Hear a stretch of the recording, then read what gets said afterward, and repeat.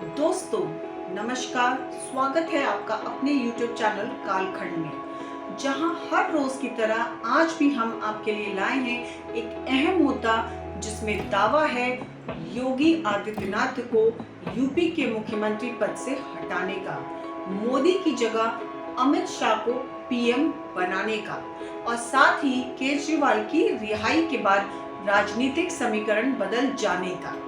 जी हाँ दोस्तों, आज हम इसी पर चर्चा करेंगे और आपको बताएंगे गिरफ्तारी से लेकर सीएम पद की लड़ाई का सफर, जिसमें दावों और आरोपों के जरिए सियासी तकरार मची है। तो चलिए शुरू करते हैं गिरफ्तारी से।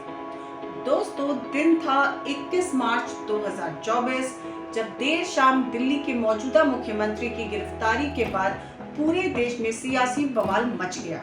हाई कोर्ट का फैसला आने के बाद ईडी के अतिरिक्त डायरेक्टर की अगवानी में 10 सदस्यों की एक टीम दिल्ली के सिविल लाइंस में मौजूद केजरीवाल के आधिकारिक आवास पर पहुंची। वहां तलाशी अभियान चलाया गया और ईडी की टीम करीब 2 घंटे की दबिश के बाद शराब नीति मामले में 16वीं गिरफ्तारी की, जिसके बाद देखते ही देखते दिल्ली में हलचल तेज हो गई। गिरफ्तारी के मुद्दे को लेकर आम आदमी पार्टी के कार्यकर्ताओं ने विरोध प्रदर्शन शुरू कर दिए, जिसके बाद प्रशासन को उनके आवास के बाहर धारा 144 लागू करनी पड़ी। हालांकि केजरीवाल की गिरफ्तारी की चर्चा चाय की दुकान से लेकर सियासी गलियारों तक रही। कोई केजरीवाल की गिरफ्तारी को सही ठहरा रहा था, तो कोई इस गिरफ्तारी के पीछे मोदी सरकार की साजिश बता रहा था। लोकसभा चुनाव में मुद्दे भटकाने से लेकर इलेक्टोरल बॉन्ड के मामले को भी छिपाने तक के आरोप सोशल मीडिया पर तैर रहे थे। वहीं इन सब के बीच कोर्ट में केजरीवाल को लेकर सुनवाई जारी थी और इंडिया गठबंधन लगातार केंद्र सरकार पर विपक्ष को खत्म करने का आरोप लगा रहा था। शराब नीति मामले में कोर्ट के रुख को भी देखकर ऐसा लग रहा था कि मनीष सिसोदिया समेत आम आदमी पार्टी के दूसरे नेताओं की तरह ही शायद केजरीवाल भी लंबे समय तक जेल में रह सकते हैं। लेकिन इन सभी चर्चों के बीच 10 मई को सुप्रीम कोर्ट ने केजरीवाल को 50,000 के निजी मुचलके के साथ 1 जून तक अंतरिम जमानत दे दी। कोर्ट के इस ऐतिहासिक फैसले ने फिर एक बार सियासी गलियारों में हड़कंप मचा दिया।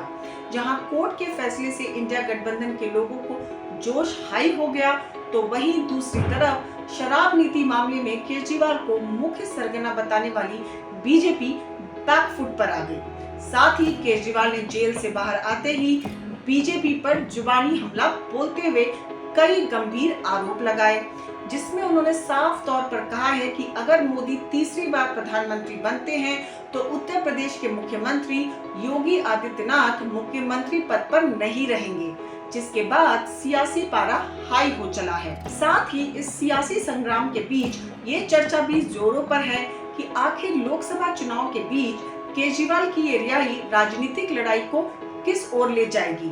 क्या केजरीवाल की रिहाई से विपक्ष को फायदा होगा? अगर हाँ, तो कितनी सीटों का? और इस रिहाई से बीजेपी की कितनी मुश्किलें बढ़ेंगी और आने वाले दिनों में राजनीति किस ओर करवट लेगी? ये कई सवाल चुनावों के इर्द गिर्द घूम रहे हैं। तो चलिए जानते हैं कि आखिर केजरीवाल के बाहर आने से कैसे बदलेंगे सियासी समीकरण।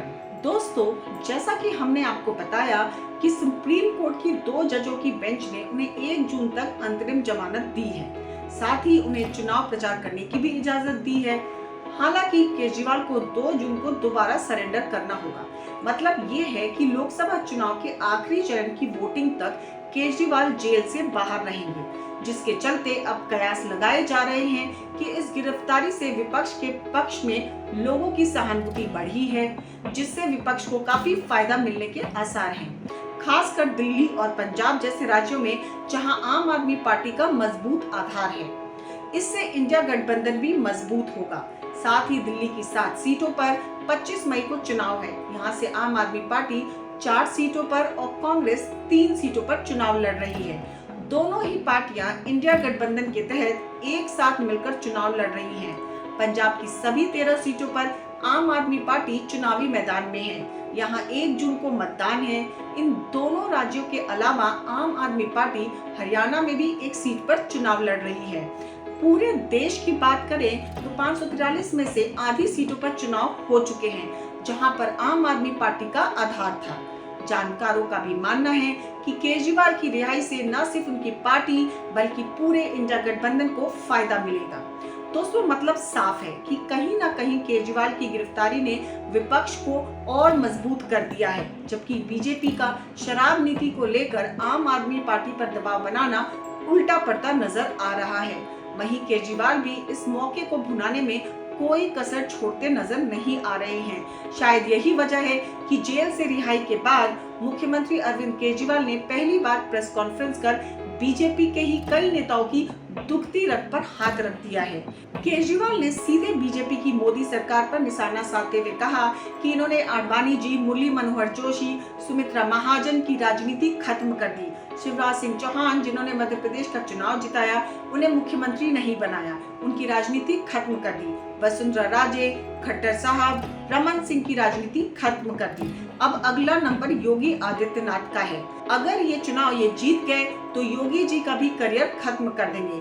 हालांकि केजरीवाल के इन दावों के बाद वार पलटवार भी शुरू हो गए हैं, लेकिन इन सभी राजनीतिक उथल पुथल के बीच चुनावों का सियासी गणित किस ओर फिट बैठेगा, ये तो 4 जून को ही स्पष्ट हो पाएगा। अगर आपको हमारी ये रिपोर्ट पसंद आई हो तो हमारे चैनल कालखंड को लाइक और सब्सक्राइब करना ना भूलें, क्योंकि हम उठाते हैं आपके हक की आवाज पुख्ता सबूतों के साथ। जय हिंद, जय भारत।